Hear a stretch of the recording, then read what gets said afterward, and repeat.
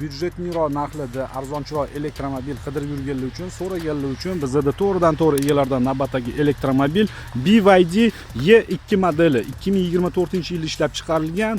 Bitta zaryadkada заявленный probeg kitobida 405, hozirgi kunda 300 km atrofida bosib o'tar ekan bitta zaryadkada. Probegi jami 82 ming km.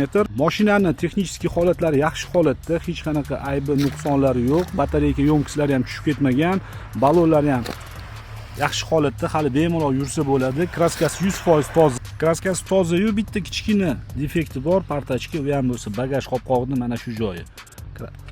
Atak toza, bemalol xohlagan ustunlarga tekshirib olishingiz mumkin.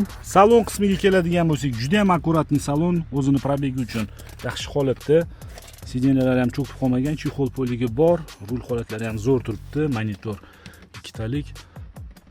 Akkuratli, приятный salon. Narxiga keladigan bo'lsak, narxi $13.800. Telefon raqamlarini har doimgidek video opisaniyasida va video kommentariyasida qoldiramiz. Qiziqqanlar aloqaga chiqinglar, kelinglar, ko'ringlar, baraka qilib olib ketinglar. Manzil Toshkent shahar.